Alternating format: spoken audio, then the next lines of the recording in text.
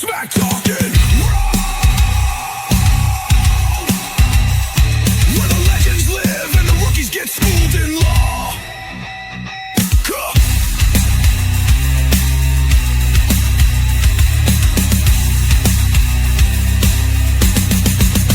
This ain't just talk. This is smack talking raw. You ready, Pinky? Judge always Ron. Let's lay the smack down. Boom!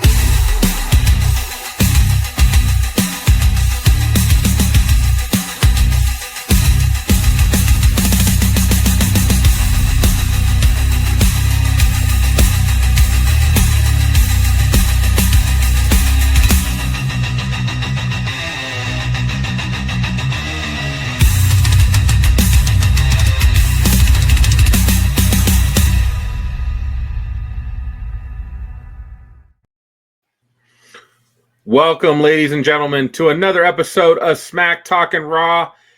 And he's back, ladies and gentlemen. Ronstradamus. What's up, everybody? It's good to be back 2 weeks after kidney transplant surgery, my friend. Oh, buddy, I am stoked to have you back, my friend. Stoked to have you back. Me too. Oh, buddy. So tell us a little bit about how that all went down, man. How did everything go? Man, you know, anytime you have surgery, and anybody that's watching this show right now, if you've had surgery, you know what I'm talking about. There's the preparation for it, there's the actual surgery, and then there's the rehab. And I've been very blessed to have an incredible surgeon do the surgery on me. I've had an incredible recovery. I'm back a lot faster than I actually expected to be. I feel incredibly strong. I feel like Iron Man, like that somebody plugged my new body into an outlet and it's like, okay, let's go. And they're telling me to chill, just wait. But I feel incredible, and it's an incredible honor to be back here, Pinky, with you. Get ready to do the thing, Fred. Oh, buddy, man. So since you've had a little bit of downtime, recovering, getting healthy, getting stronger, what have you been doing to take up some of that time? Watching wrestling. Oh, your poor wife.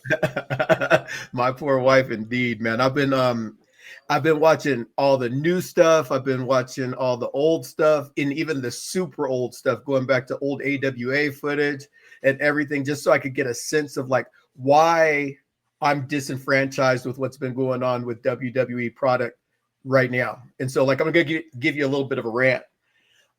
Back in the day, wrestlers used to have incredible identities. Like if they were going to be new on a territory or what have you, they would give them vignettes a few weeks, a few months before they even came in. So one of the best was Razor Ramon, for example. He was the bad guy from the streets, and he came out, and you had a vested interest in him as being this character because they did a very good job of introducing him to the product. And so then when he came in, it wasn't like, okay, I got to grow to like this guy, or you're going to write a story around this guy on the fly. But I actually like this guy because I like the way he looks, I like the way he talks, etc. And in today's WWE, we're just not doing that. Like we threw out Stephanie Vaquer, just for example. They threw out Julia, for example, and they're making their own star. Roxanne Perez is making her own star, but you just shared with me the other day that her record is 4-17 since she's been on the main roster. That's not the way to build somebody that's going to be somebody that's compelling with regards to the programming. So I started looking through the different eras. I looked back when Vince McMahon first started WrestleMania. Where he was going wrong is he was using the old territory ways of doing business. He would just have all these guys come and he'd throw them together. I mean, for example, Tito Santana versus Mr. X was the first match ever in WrestleMania history. During that time, you actually had Ric Flair come into the WWE. And at the time, they had assigned Hulk Hogan to be against Ric Flair at WrestleMania 8. And then Psycho Sid and him got into a friction, and he gave up his title shot with Ric Flair to go and fight Psycho Sid. But then if you watch the Macho Man and Ric Flair's thing, then it was an incredible match that those two had. Go back and watch that match, Pinky. That match was actually on Saturday before we watch Night of Champions together. I'm going to show you that match. That was an incredible match. Had a lot of energy to it. But my point in bringing all this up, ladies and gentlemen, is the product that we're watching right now is a TKO advertisement fest. The whole thing about TKO is they've lost $3.06 billion over the last year. And so everything's about product placement. The Slim Jim table from underneath the ring. The last 2 weeks, you had CM Punk, after one attitude adjustment through the table, sit there for 10 minutes with the Slim Jim logo behind him while John Cena gave his pipe bomb. And if I'm a true hardcore wrestling fan that I am, I see right through it and it disgusts me. And the reason why it disgusts me is because I'm not stupid. I'm not a 12-year-old kid that they're trying to get to eat the Slim Jims. I want to, for a minute, suspend reality and think that the people that are inside the ring are really, truly trying to kill each other for a little bit. Does that make sense? Absolutely. So Vince McMahon's WWE had no advertisement directly in your face, but there was one shot inside of that segment with CM Punk and John Cena to where they had every single advertisement inside of the full screen at one time. So TKO is watering down the WWE product. When we went to Netflix, the intention was to make it a little edgier. I think this is the softest product that we've ever seen in the history of WWE right now. We had Monday Night Raw, for example. You have a marquee matchup in Penta versus Braun Breaker. Like that should have been a banger.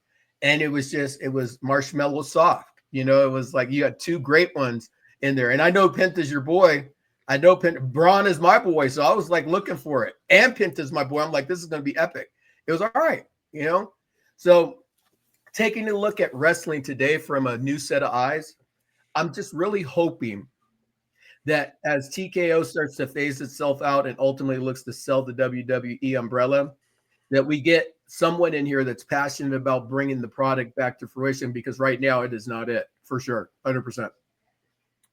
Yeah, I agree. And now I will say, from a marketing standpoint, I loved the pipe bomb, the Slim Jim. I kind of like the idea of getting a table every Raw. I enjoy it. I'm a kid, man. I really enjoy people going through tables. You really like Slim Jims. That's what it is. Dude, if you don't like Slim Jims, I can't help you, bro. Like, nothing's better than, you know, you're kind of hungry. Excitement. You want a little bit of protein? Boom. Snap into a Slim Jim, man. You know, and when I do it, I hear Macho Man every time. Every time. So I get it. But I enjoy at least that there's a table, like someone going through a table, like Rhea Ripley going through a table this last week in Raw. I like it. I keep thinking, Devon, get that table. But when I see a Slim Jim on it, I start thinking about wanting to eat a Slim Jim when I already just ate dinner. So like it. But it got you thinking. It got you That's thinking. Right. Again, it's good marketing, but I would agree, do we need it? Right. I think they're actually, I do enjoy when I watch SmackDown on the weekends, when they have the commercials that are WWE guys in the commercials. I think they're hilarious. I think they're so much fun. I enjoy watching these. So I feel like let's stick to that advertising and not worry so much of, you know, showcasing 20 different sponsors during a match. Right. Because it makes the product diluted, because wrestling innately is a barbaric sport, right? When you have certain advertisers that are going to have their main promo during a thing, they don't want to see blood. They don't want to see like hardcore action or whatever the case may be, because that's not their demographic. Not one of those people, Cricket Wireless, Slim Jim, or I got a Prime, or any of those people want to see. Yeah, they don't want to see any of that stuff majorly on their programming. However, I see your point. I just personally, as a traditional wrestling fan, I'm one of those that's like, not really that excited about it. I mean, you might not know this about me, Ron, but I do have a degree in marketing. So from that aspect, I get it. And you watched a lot of wrestling. So the vignettes, the style, would you also say that, you know, the 80s, 90s, early 2000s that maybe possibly like the brutality was different? Was it endurance? Like the matches actually like looked to go longer? You know, what was kind of some of the other key differences inside the ring? Well, when I was watching the earlier WrestleManias, for example, I was seeing a lot of like what I used to like as the allure of a kid. You know, you had a lot of characters, people that were bigger than life characters. You had Hulk Hogan, you had Andre the Giant, you had Hercules Hernandez, you had all these guys that were bigger than life and you could really relate to them. The wrestling wasn't so much of a focus as the actorhood, which was appropriate. You know, they were trying to put on cartoon skits inside of the ring. But then when WrestleMania 10-ish came around, you started to see more athletes inside of the ring. You had Bret Hart, Owen Hart, you had the Macho Man for a while, Shawn Michaels that was really coming into his own at that time. You had Yokozuna. Oh my gosh, that big man floated around the ring like a mid-sized guy right now. He's amazing. You had even Hulk Hogan. You had Kurt Rudy Angle. Steve the Steiner brothers, Kurt Angle. You know, going all the way back. You had Crush. You had all these people that were just, they were characters, but they were also good athletes. So then when you get to the 2020s, you have the Eddie Guerreros, the Chris Benoits, you have the Shawn Michaels, Triple H, The Rock, Mick Jericho. Foley, Edge, Jericho, all these guys that came in during that time. Then you get to the 30s, you got Daniel Bryan, you have Roman Reigns and the Shield coming into their own. All these different progressions. And this progression right now that we're in right now, we've kind of booked ourselves. So let's go back and look at the King of the Ring. And I promise you got the floor after this. But just looking at the King of the Ring, the thing that disenfranchises me is it goes against all booking characteristics because you have 4 baby faces in the semifinals. And nobody turned on each other. They didn't create any character development for the after the King of the Ring. And you have Jey Uso and Cody Rhodes in this love fest. No, you're the best. No, you the best. No, you the best. No, you the best. Oh my gosh, let me raise your arm. No, let me raise your arm. No, you kicked out of 16 of my Cody cutters. And I can't believe, right? All of a sudden, Jey Uso is like the Undertaker, man. You know, that's what I'm saying. Like the jive doesn't fit the song. You know what I mean? So it's like, the best way, wrestling fans, and I just want everybody to just be clear. I'm still going to watch wrestling. I still love it, but I just want everybody to be real about like what it is that you're watching on TV. This isn't what mom and dad and grandpa and grandma watched when they were growing up. This is a different subversion of it, and it's not very good right now. So in order to make it better, you got to do one of 2 things. Either you sit and you just accept how it is, or you start to complain about the product by either A, not watching it live, because that messes up their sponsorship when they don't have enough people watching the product, or 2, you watch it and you send in complaints to Triple H and to other people saying, hey, this sucks and I need something more than this. Because John Cena and CM Punk are getting ready to fight in their 15th match. They're 6-6 with 2 draws. So the winner of this will have won their history, their rivalry. And it's very lukewarm at best, man. I mean, even though they had the incredible pipe bomb, that was the first fire that got started last Friday for a contest between 2 people that have had a rivalry for over 15 years. You know, they're missing it. Cody Rhodes and Randy Orton. Legacy, mentor versus protege. Now, and they come to fight at the end at the finals of the King of the Ring tournament. There's no build up to it. There's just stupid booking right now, in my opinion, by Triple H. And in my opinion, right now, he's feeling himself too much as far as, because they're making money, I can just throw anything with my 200 people that are on my team to put any kind of content out there and people will just buy it. Look at the Netflix ratings. They're getting 2.6 million views on Netflix. Netflix is a worldwide platform. Anyway, I digress. Welcome back, Ron. Well, Ron, that was all beautifully said. Let's touch on that pipe bomb segment. It had me, man. I was laughing. I was in it. I thought it was amazing. I thought Punk did a great job of literally down there. You can see him breathing, but he had his eyes closed the whole time. I was like, I know it hurt, but it didn't hurt that bad. Right. Like he was just sitting there taking it, and then John doing his thing. What did you think about that? It was I saw the original pipe bomb live, and when I was watching the match between Ron Killings and John Cena, I was really in the space of like, okay, this is kind of a throwaway match, and then all of a sudden, a miracle jumped out of it. Right? You have CM Punk try to help out Ron Killings, and then all of a sudden he'd get thrown through a table, and John Cena asked for a microphone, and in my mind I was like, what is he going to say? And then he went straight pipe bomb mode. I was like, dude, this is going to be epic. And he didn't miss.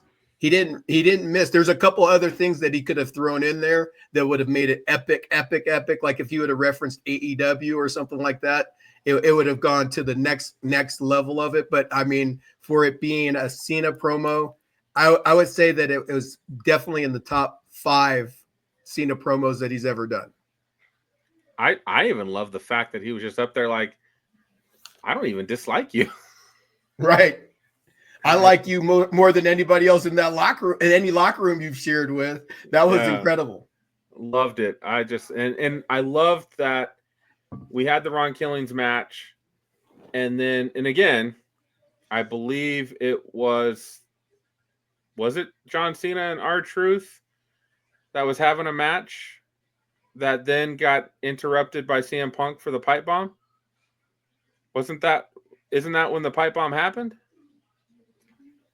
I think that John Cena was. I can't remember who he was fighting during. Let me see. CM Punk pipe bomb. Huh, that's a good point right there.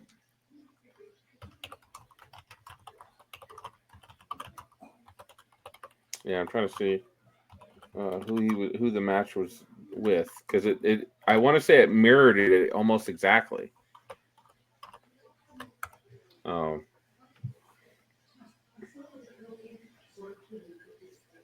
He was fighting R-Truth. That is so funny. Oh my goodness. So again, same thing, right? He's fighting R-Truth. The match is like, again, we get a couple of the things that make us excited.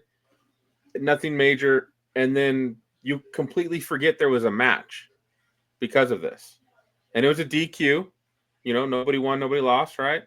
Or I guess Cena lost technically because he hit R-Truth with the belt, I think, outside the ring. Yeah. But whatever. Who cares? Right. It didn't matter. Like the match itself did not matter at that point. It just set up Cena's pipe bomb, and it was amazing. It was just amazing. And he had that smile on his face. You could tell he was enjoying it. The internet was a buzz. That's that's all everybody talked about all weekend. God, I'm so excited to meet Cena next week, man. I'm so excited. Take care of my book. Don't get so excited that you tear pages out that sucker. I love that book. So yeah, and the fact that he dropped Nick Namath's name, Claudio Castagnoli's name, and Matt Cardona's name inside of that promo was pretty solid, because none of those guys are with WWE, and actually Claudio is in AEW, which is pretty significant in that regard. So yeah, he nailed every bit of that, and it needed to be nailed, because the thing that happened for Cena in that promo is he became a tweener now, instead of trying to make him a heel. And that's one of the things that was interesting in watching him when he first came in. I watched WrestleMania 20, which made me go back and watch when he first started and he was on SmackDown and everything. They could have come back with that. They could have came back with Cena with the rap, or they could have came back with Cena with a suit on, like, I'm a Hollywood guy now. I'm just here defending this title because I'm obligated to do it. There's so many different things they could have done to make it a lot more attractive, his heel persona. But they've gone with what they're going with, because ultimately they want to make him a fan favorite when he leaves the process. So yeah, it's going to flip. I just don't know when it's going to flip. It just did during that pipe bomb, because the fans in Grand Rapids, Michigan, they went crazy for that promo. They were in that space of like, you know what, John, we love what you just did right here. Oh man. So And I think it's going to turn CM Punk heel this weekend. okay. We'll see. We'll debate that in a moment. I wanted to touch base with you since it's been a little while. One of the things that's happening right now, there are quite a few injuries going on right now. Unfortunately, my girl Liv Morgan she out till Royal Rumble at the very least. Shoulder surgery ain't no joke. No joke. And that sometimes, man, that shoulder never gets back to where it was. Never. So I'm nervous because I feel like she had finally gotten into her own, that from here on out she should be in the main event championship picture at all times. And they had her in multiple storylines. She had, her and Raquel, and she was messing with Io Sky for a second. You could come back to Rhea Ripley if you wanted to. There were so many different things. There was, Roxanne Perez coming in on her guy. Like, there was so much things going on, and sad to see Liv out for a while. Hopefully she has a speedy recovery. And that made, come back. Dom's out now. He's got a rib injury. You got Chad Gable is having shoulder surgery as well, which sucks. He'd actually been putting on some really good matches, as well as El Grande Americano had been putting on some really good matches as well. Right. So, which would be incredible if that's a work, and all of a sudden El Grande Americano starts coming out, and they're like, well, Chad Gable can't be El Grande Americano because he's out at surgery. That would be a good work right there. That would be a pretty good work. I'd be in for that. Hopefully, maybe we get lucky. I'd love that.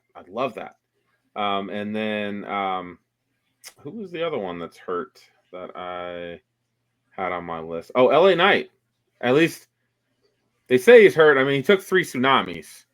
And like we talked about, man, I don't care how well you protect yourself. I don't care how great Bronson Reed does at trying to get over you at the top right angle. When a 350-pound dude slams down on you, it hurts. Just ask my wife. She knows.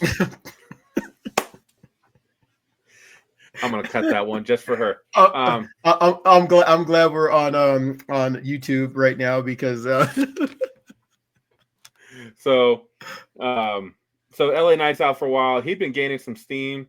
They didn't say how long, but according to everybody, he's got bruised ribs and stuff. So he could come back in a couple weeks, but he was starting to get, he was starting to go after Seth, starting to get that rolling. And I like that. I like that idea of getting LA Knight into feuding with that faction. And we have to get more of that to get us more interested in this faction. Right. And again, I like that there was a match with Penta, and then I love Penta and they beat his ass.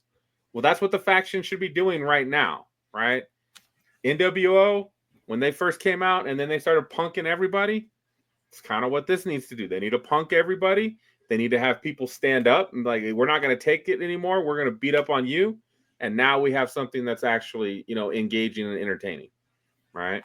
So what do you think about all these injuries? I think that, where there's injuries, there's opportunity. And so one of the things with Liv being so involved in everything now gets everybody to diversify, because ever since WrestleMania 41, Io Sky hasn't had anybody to compete against. She hasn't done anything. She's the champ, right? Same Dominic. He's been the champ and he's really done nothing since WrestleMania. Same with Gunther. He's won the title back since Jay, and he's in a program with Goldberg, of which, by the way, in case you missed that one,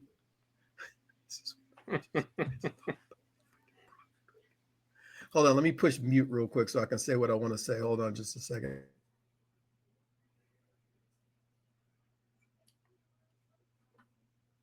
All right, so now that I got that out, the key thing about the promo is they have Michael Cole backstage with Bill Goldberg, and they're talking about this match, and he's talking about Gunther disrespected me in Atlanta. we're going to have it for the title coming up. And Michael Cole asked him, is this your last match?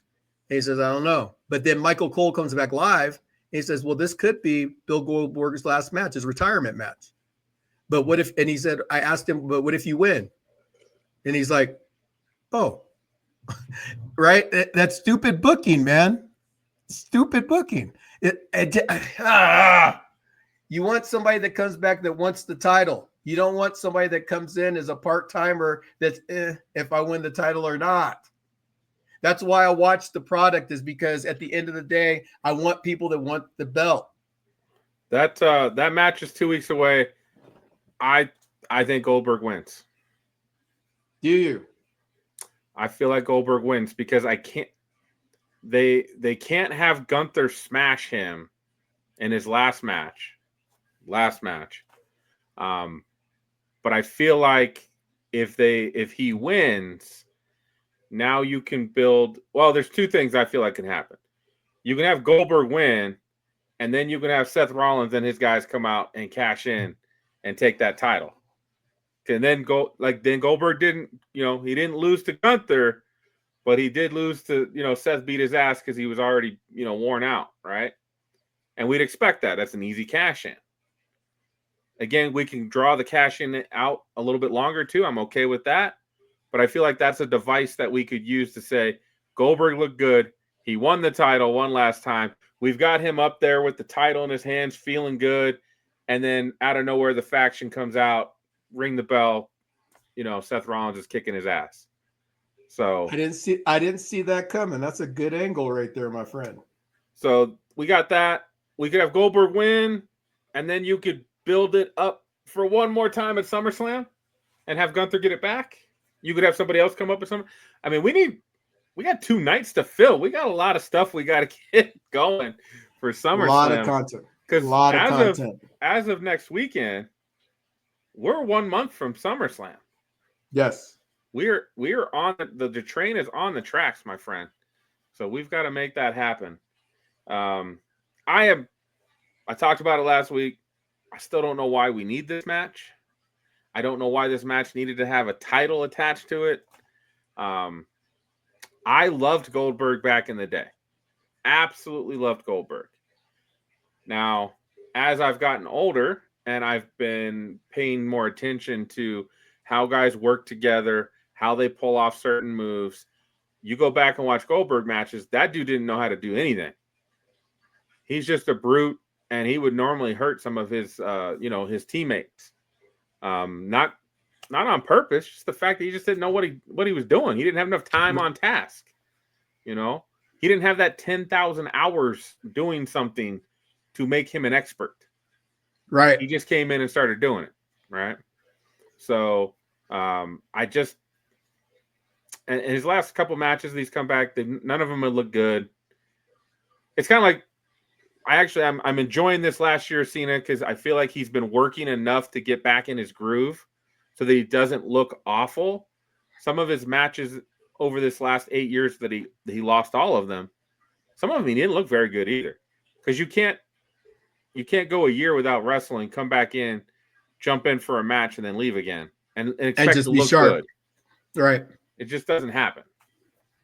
So right.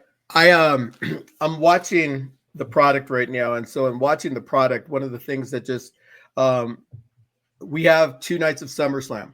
We have a bunch of injuries, to your point, and the key is like down in NXT, we have 2 studs. Actually, we have more than 2 studs, but we have some incredible talent down there. We have Trick Williams, we have Obafemi, we have Ethan Page. Ego, baby. Right. So we have all these guys down there. And so what I'm looking at in our roster right now is we don't have really a great character development from a bad guy perspective. Right. Right now we have Seth and his group, whatever their name is, the Infantry of Doom or whatever they're trying to call them or whatever. It's terrible. It's terrible. And the thing that I recognize is, as far as like getting the star out there, is we need to create some more, because like, let's be honest, Roman Reigns is going to come back here soon. And when he comes back, he's going to be a face. When let's see who else is going to come back. We got LA Knight when he comes over to Raw, he's going to be a face. So we need somebody that stirs up some heat, and we don't have it right now. Judgment Day is tweeners. Right.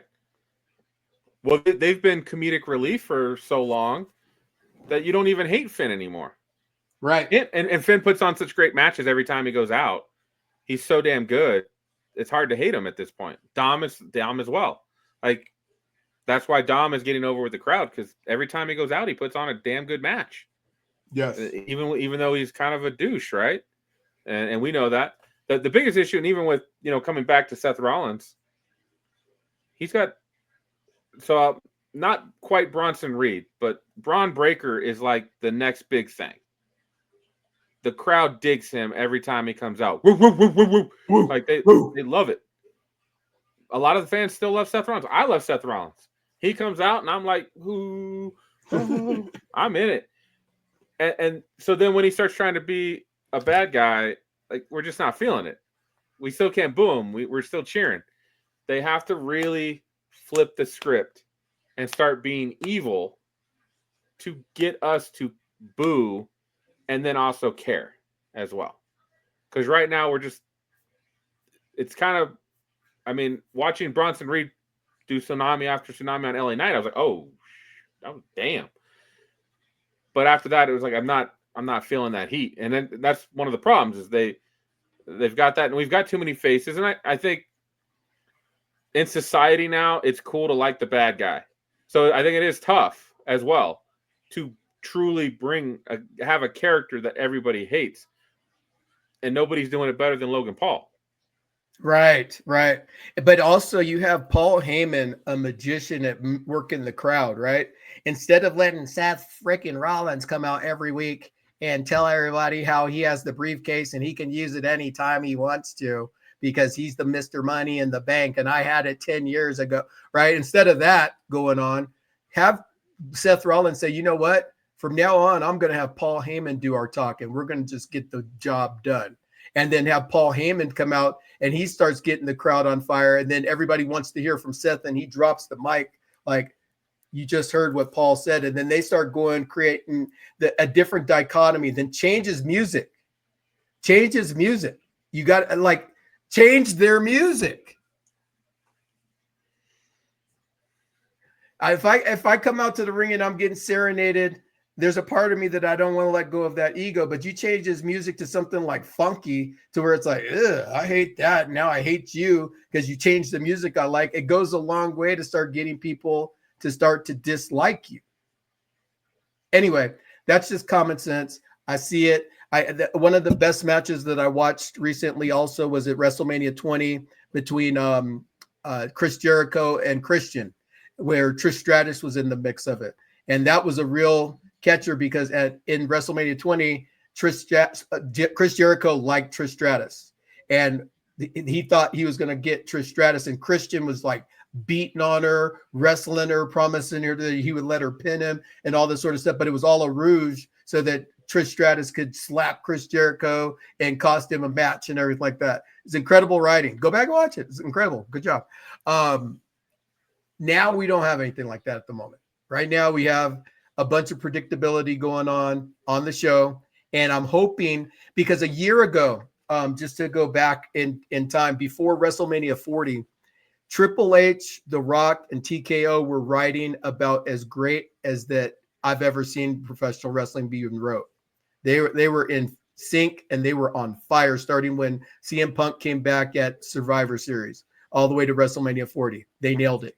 And then it seems like they just got really comfortable in regards to the process, and they stopped pushing the envelope. There's no envelope being pushed now. Bunch of marshmallows out there, and it is what it is. But as a wrestling fan, if I sit back here and I don't say anything, and Paul Levesque, if you're watching this right now, it ain't personal, buddy. I'm a Triple H fan. But like what's going on right now is just not moving the needle, friend. And pretty soon you're going to have people going to check out the other wrestling brand because there's this chick, her name is Toni Storm. And one of your old superstars, Mercedes Moné, that are getting ready to really put on a show here in a couple weeks at their pay-per-view All In. And Toni Storm, she's the most captivating wrestling personality out there right now. She really is. That's a straight fact, Ron. That is a straight fact. You that is no lie. She is amazing. Her promo that she cut this week in the red trench coat was straight fire. Fire. Straight fire. It crazy. I can't wait to watch that match. Can't wait. Right. We're gonna be together. We're gonna be together to watch it for sure. I went back and watched the Mariah May and Toni Storm match back in March.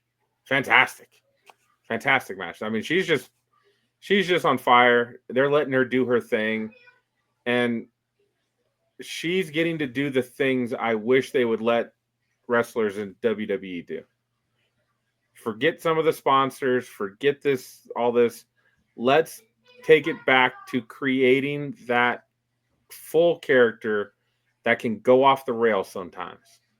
Because Toni Storm goes off the rail. Off the rails for sure. She goes way out into left field, and it works. I am literally like, what is this girl going to do next? What is she going to say next? Right. I need that. That's what I need. So, one last thing I wanted to. Oh, go ahead. I was going to say AEW product for the last few years hasn't been very good, but this particular part of their programming is outstanding. It's the most I would give Toni Storm Wrestler of the Year right now, male or female Wrestler of the Year, just because I have to see her match. It's a must. There's the wrestling rankings had her at number 8 right now, which I don't understand. I want to mention one other thing, and then I'll come back to the rankings real quick. When we talk about injuries, there was a great podcast this week. Awesome. Did you check out the podcast I sent you? I know it was long. Yeah, it was long, but I watched it. Yes. That seeing Cody Rhodes and Kevin Owens together, shooting the shit, having a good time, enjoying each other's company, talking about their friendship. I loved that. I loved it. And then hearing Kevin Owens talk about his injury where he hasn't had surgery yet. They're hoping his spine heals on its own before they go and hit the neck sometime in July. I'm worried, man. He started talking about his symptoms and what he was going through. I'm worried he's never getting back in the ring, man. And I think it's going to be an Edge kind of situation that he may be gone for a while, but he will come back because he has that kind of moxie inside of him, Pinky, to where he will make a journey to come back into the ring at least for a little bit. But he probably will not have an extended long career because of this. That's sad because he's such a great performer. A little bit about what you're talking about, and then we got to get into Night of Champions and everything else. But one of the things that I don't like about these behind the scenes with WWE programming is, for example, Triple H was talking to Jey Uso, and he says, I'm gonna strap a rocket ship to you, and you're gonna be megastar and all this sort of stuff. And that was like inside programming. And when Jey Uso comes out and he tries to play the underdog person that's going to come out and, oh my gosh, I don't know if I can beat Gunther and everything like that and so on and so forth, and then he wins, there's no suspended reality there. I knew he was going to win because Triple H said it in his program that he had on WWE Network out of his own mouth. Right. There's some of that stuff that needs to stay kayfabe, right? Cody Rhodes and Kevin Owens, they had this brutal ladder match. And then they're in a podcast where they're like, oh man, I love you too. You the man, I get it, bro. Like it's not real. I get it. So if Kevin Owens wasn't hurt, I don't think it would have gone down like that. As friendly and as nice and all that. Like, I think because he's hurt, they felt a little bit better of kind of peeling back the curtain a little bit. But absolutely true. What you saw, Ron, is that's the show that's coming out on Netflix next month, where it's behind the scenes with all of creative of WWE, which Right. I think it's either going to go one of two ways. We're going to love it or we're going to hate it. And we might hate it just because we can go, well, that's dumb. Well, that idea is dumb. Why are we doing that? Like, we could probably be like, hey, wait, we could do this better. And maybe, maybe we need to start looking. Maybe we'll do that'll be our road to retirement as we go work for the WWE and creative and help them write some better storylines. Yeah, by the way, everybody, drop a like or comment about what you're thinking about the show today, because one of the things that we really appreciate is we're getting ready to grow this some good, because we got 2 words for you, but we're not going to tell them to you yet. But the key thing is that we're talking real talk. I mean, you can be watching David Messler, you can be talking to all these different podcasts that are out there, the coach and the bro, but we're coming to you as wrestling fans. We're not behind the scene guys. We're telling it just like you guys are telling it, and we want to hear from you so that we can put more of your attitude into this podcast that we're doing, because we love this. I've loved this wrestling since I was 12 years old. Thank you, John Gaddy and Mr. and Mrs. Gaddy, for taking me to the Dodger game and introducing me to this wrestling magazine that turned me on to Rowdy Piper hitting Jimmy Superfly Snuka upside the head with a coconut. I've been hooked ever since. So the key thing we want to do is we want to get ourselves into a position to where we're talking real wrestling, getting the product to be outstanding again, so that we can look back on these times and eras and be like, we were the change that the WWE needed. So there you go. Absolutely. All right. So we got, in 2 days, Saudi Arabia, Night of Champions. Yes, sir. Or just Night of Wrestlers. I mean, I don't know why it's called Night of Champions when there's only 2 belts on the line, but I don't know. Like, I don't understand. Before Dom got hurt, he couldn't have had. I guess he did have a title belt. I guess that makes more sense. Again, Io Sky. Why is Io Sky not defending her belt? Both tag team champions. And why are the New Day facing a other heel team on Monday Night Raw? It makes no sense, man. It makes no sense. You book 2 heel teams against each other on a Monday night. Book them on the pay-per-view. Street Profits, what are they doing? U.S. champion. Coming back to booking, and at least, and you mentioned it earlier, when you got 2 baby faces against each other, you know what that does? Whoever wins, I'm happy. I'm happy for either guy. But I'm not really going to be in my feels unless you put a guy I hate and a guy I love. Right? And when you've got the character I hate facing the guy I love, if the guy I love loses, I'm feeling it, man. I'm angry. I'm like, what the hell? Like, I'm still booing that guy, and we don't have that. This whole King of the Ring tournament, for the most part, has been pretty vanilla, to where when Jay and Cody, they put on a good match. It was a really good match, but there was no animosity. There was for me, it was like, if they let Jay win, I could see it. If they let Cody win, I understand. Like, there was no, it was just one of those things. It's just, it just doesn't work. And then I was thinking Randy Orton might come out and like he would congratulate Cody and they'd have a stare down the ring, and then he turns heel. Something. He comes out and RKO's him, something to get that fire going for next week, but none of that. So let's start out with this match. I'm encouraged for, because the wrestling community has been asking for Karrion Kross. Just dying for Karrion Kross. And I've been listening to it for the last couple months, and I'm like, shit, the internet community loves this guy. He gets no time. He was on Main Event. I actually watched Main Event this last week, and there's always matches before Raw and SmackDown that get aired on Main Event. And he had one of those matches. It was good.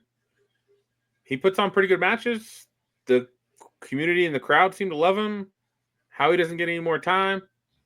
This is his opportunity. And I'm nervous. I'm super nervous for him if he does not put on a banger of a match with Sammy. Now, Sammy's a guy who can help a guy put on a banger.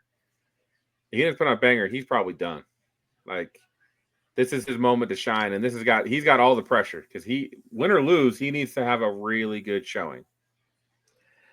I see a double turn because I think that Sami Zayn, he needs a character change. His good guy persona hasn't really gotten him anywhere. And so I think that Karrion Kross, because he is so over, I think that somehow, some way, Karrion Kross is going to win, kind of like a Stone Cold Steve Austin type cheat back in the day. He's going to pin him, and then they're both going to go their opposite ways, and Sami Zayn is going to turn heel, and Karrion Kross is going to turn face. Okay. Sammy's going to win. I believe Sammy's a pretty big deal over there in Saudi Arabia, if I'm not mistaken. Yeah. So, yeah, he's probably going to win. And then we've got hold on, I wrote this down. What am I missing? Okay. And then we've got Rhea Ripley versus Raquel Rodriguez in a street fight. Do we really need this? I like Rhea a lot. I mean, obviously everybody likes Rhea. I do like Raquel. I do find like she's one of the few women that when you put her up against Rhea, Nia Jax, any of the bigger ladies, she puts on a show. It looks good. It looks proportional. It's good. But did we need this at Night of Champions? Doesn't this feel like a Raw or Smack? Like this doesn't feel like Night of Champions. Night of Champions should only be title shots. That's it. Rhea Ripley versus Io Sky. That makes sense to me. I know Bianca's hurt too. She's one of the other ones that's been out for a while. That would make sense to me. Tiffany Stratton against Rhea, or again, someone. Night of Champions should be all titles are defended. I know that's kind of what it was in the past. So I don't know how they watered it down with this. These are two big ladies. I love it when the aha moment comes, right? It doesn't make sense. These two ladies, I do think will put on a banger, and I think it'll be brutal, and I think it'll be fun to watch. But did we really need this? Right? Right. I mean, you could have put Rhea Ripley against Stephanie Vaquer in a regular match, not even a street fight, a regular match. What an incredible match that would be. Two champions, a former women's champion versus a former NXT champion, and say we're going to fight for the number one contender match for Monday Night Raw. Boom, right? Boom. Because the two King of the Ring people are all SmackDown tournament finalists, by the way. Right. Randy versus Cody and Jade versus Asuka. Well, Asuka's on Raw. Jade's on SmackDown, ain't she? Or is she on Raw now? Primarily. Jade's on SmackDown. So it's only Asuka that's on Raw. Okay, so 1 out of the 4 is on Raw. Yeah. So we do have the match that I am super excited for, and you know why. Wait a minute, we got to finish Rhea Ripley and Raquel. Oh, okay. Which one? Rhea wins. I mean, I don't feel like Raquel can win. I just feel like it's going to be like they're going to beat up each other, and Rhea wins. I'm thinking that Rhea and Raquel are going to knock each other out, and they're going to have some mutual respect for each other, and they're going to form the tag team. That Rhea is going to be the one that takes the tag team title with her, and she's going to be they're going to be the two dominant women to like make that tag team division stronger. But you're going to have also Roxanne Perez, so it's going to be some kind of three-way thing to where whoever's going to be the title holder in the future. I think it's going to be Roxanne and Raquel are going to be the tag champs. Okay. Because that's kind of what they've built in. I think that's what they built in last week with Roxanne coming in and helping Raquel against Rhea. And then Raquel was able to put her through a table. And then Raquel helped her up off the mat, and they had that moment together. I think that's – and again, that builds in that storyline. If they're still champs by the time Liv comes back, now what do we do? Right? But either way they go with that, that's the same thing, because what could happen is because there's been a little discord with Raquel with regards to the Judgment Day for a while. Right. So, when you get two epic women fighting in this regards like they are going to be, there's a respect that gets developed very similar to Sheamus and Cesaro when they became partners and they dominated the tag team ranks for a while. So I don't know if Triple H looks that deep anymore as far as like creating compelling content or whatever, but a guy could dream. Is there any tag team on Raw any ways to go against? True. So because they haven't wrestled, the tag team belts have not been up since the day after Raw, and that's when Liv and Raquel won them back from Lyra and Becky.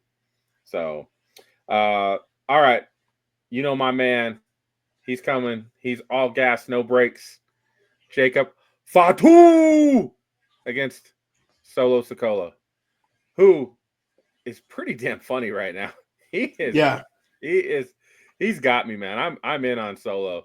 Solo's been doing great work, man. Unfortunately, he's about to get his ass whooped, though.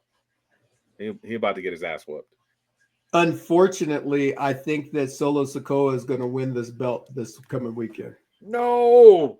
Yes. No. Because Solo Sikoa has taken so many losses over the last year from being the tribal chief to losing the Ulafala to losing people to his group. Tomatonga and Tangaloa, they've been hurt or out for a while. I think they're going to mysteriously come back and they're going to cost Jacob Fatu as a group the title, and they're going to fight over it for a while. So I think that's what the plan is. I don't like that idea, Ron. Not one bit. Not one bit. I am enjoying Fatu as a champ. He's my guy. He brings the swagger, the attitude. The Samoan werewolf, he's going to come out on top, and he's going to say it again. I hate you, Solo. Yeah. This time he's going to really mean it because he's not going to have a belt to back it up. So unfortunately, Solo Sikoa wins on Saturday for sure. That can make sense, though. That can continue the feud. If Solo wins, they can continue the feud, and maybe that's kind of what they want to do right now, since I don't think they don't have a lot of direction for Fatu at the moment. So they might need to keep this feud going for a little while, which ain't bad. Sometimes we get the heat going on the feud. It could be a really good thing where we get 2 or 3 good matches out of it. Mm-hmm. All right. Queen of the Ring. Is there anything more? This is the match that I'm pretty 1,000% on it. Like I would probably like if you could bet on it, I would probably throw down good money on it. That okay, hold on, because I'm 1,000% also. So I'm curious to see which way you're going to go. I don't think they're pushing Jade to the moon right now. They're pushing Jade to the moon. It's obvious in the matches before this. Asuka, it's a great story. She came back. She's won her first 2 matches. That's great. Now we're getting back into Asuka. She looked better this last match than she did the first match.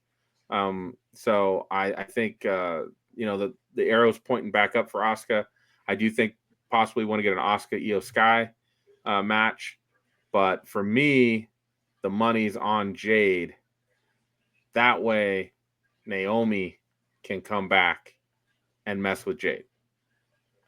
Jade can get the belt from Tiffany Stratton at SummerSlam, and then Naomi can steal it from Jade, and then we can get a Jade, Naomi, Bianca 3-way, right? I think it's Jade. What, and is that your 1,000%? My 1,000% is Asuka. Oh, because Asuka and Io Sky is money, because Io hasn't done anything recently. And as much as they strapped the rocket ship to Jade over the last couple of months, what have you, putting a Jade Cargill versus Tiffany Stratton match is dangerous because both of those girls are green. And to put that on the biggest stage that they're trying to put out there, I think that would be very dangerous. They need somebody to accompany Tiffany for a little while longer, and Jade ain't it. Jade is very dangerous in the ring. So I think that at the end of the day, I think Asuka is the one that wins. It solidifies her as a strong candidate against Io Sky, which ultimately makes for an incredible match at SummerSlam between 2 mercenaries. going at it. I think that that's the way that it has to go. 100%, 1,000%, 10,000%. Well, we are on opposite sides of the fence on this one, so I can't wait to see what happens on Saturday. That's right. That's right. That's right. The last couple PLEs we've watched, Ronstradamus was not as good as this guy. That's because I was getting ready to go into surgery, so my mind was distracted. Now I'm pumped up. I'm ready to go. I've been watching wrestling and I've been following it. So here we go. And so, and then it moves into the King of the Ring. And I think this is a match that I think a lot of people have wanted to see for a while, Cody and Randy. But they're both baby faces. And they're both loved and cheered by the crowd. And kind of feel like who's going to, like, I don't, like, is anybody going to boo anybody? Probably not, right? Everybody's going to cheer. I don't know. I know I've got my 1,000% as well on this one. Me too. And I think I'll go first this time. I'll go first this time. You do it. You got it. So the money is in Cody Rhodes winning this match because him and John Cena is a rematch after WrestleMania 41. That's a marquee matchup. Randy Orton's already had a match against John Cena. So what the people want to see is a rematch so we can get our guy Cody back in there to beat John Cena at SummerSlam to get his belt back. Is that the time to flip Cody and flip John Cena back? It sounds great. I don't think that we have a production team that gets that, but it sounds great. I mean, there was an interview with Cody this week. They asked him, Kay Adams at Fanatics asked him about turning heel, and he mentioned it was a year away, at least a year away is what he said. But that they've mentioned his soul was. He mentioned it himself. His soul was still for sale. Did The Rock come back and steal it at SummerSlam? You never know. Never know. If they covered that up with The Rock coming back and having that be the final story, that would cover up the last 9 months. It would definitely cover that up. But anything other than that is just a colossal fail, Rock. That's just a colossal fail. Sorry about it. Yeah, I'm 1,000% on Cody. Yep. He's the quarterback. He's the moneymaker. They've had him, kind of after WrestleMania. He's now showed back up. He's kind of done some good things. Crowd cheering for him. He is hot. Everybody loves him. Everybody loves Cody. So there's no reason to not have him win and go back and get that revenge on John Cena. I just keep thinking in my mind, is that the time for Cena to lose, though? Because I still kind of want to see Cena leave with the belt. I don't know if that means he loses it and then he gets a chance later to get it back and then leave on a high note. Because it's either he's leaving on a high note or he's leaving on a loss. He's going to leave on a loss. He's going to leave on a loss for sure. But at this moment, we'll see. I believe in what you said with regards to Cody Rhodes. I believe in that 1,000% because that's a marquee matchup at SummerSlam for sure. And then the main event, Cena versus CM Punk. And you guys already know. You already know. You already know where I'm going. Cena's got to win. Cena's got to win. He's got to be 7-6 against CM Punk. I know it hurts. And he probably going to cheat. He's cheated every match he's had since he got back and turned heel. He's going to cheat again. He's going to walk out of Saudi Arabia with the belt. Well, I see it different. I see CM Punk actually pulling like a Macho Man type move where he gets the tights or whatever and wins the match, turns heel. John Cena is left in the ring, kind of like what happened, and the fans leave Night of Champions like, wait a minute, what just happened kind of thing. And then CM Punk comes out with his own pipe bomb on Monday night, and they start to build this thing between him and Cena, and maybe Cena gets another championship. Maybe they have a rematch at Saturday night's main event or something as a backup or whatever, and Cena gets the belt back. That's what I'm thinking may happen. They may have a quick turnaround because there was a cheating thing or whatever, but CM Punk wins at Night of Champions.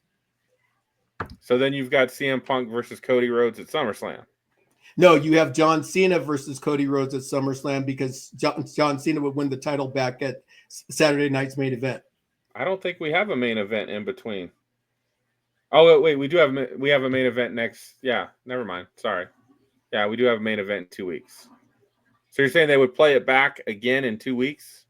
Yeah, because they're going against All In, right? So All In, they're going to try to load up Saturday night's main event so they can take away that viewership from AEW All In. So CM Punk beats John Cena at Night of Champions. John Cena gets the rub back at Saturday night's main event. And that creates, because then they're loading up their card against All In to make it so that it makes sense. Something to that effect is going to happen. I mean, that would be awesome if they did. Again, I'm excited. Great American Bash, Saturday night main event, and then Evolution the next day. I'm ready. I already told the wife I'm out for that weekend too.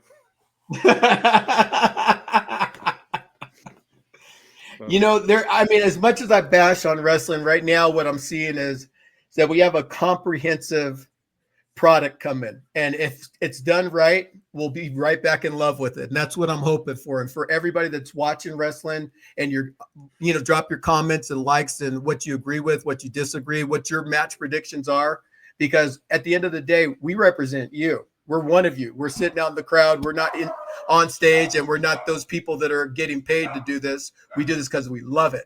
And so put your likes and comments down here so we can check it out. And Pinky, I think that you did a great job. We're gonna be in the same house against each other for most of the matches. I like it. It's gonna make it a little tense. I want to draw one parallel to what you just mentioned, Ron.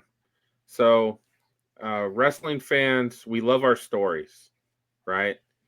Just like if you are a movie lover, you love a great story.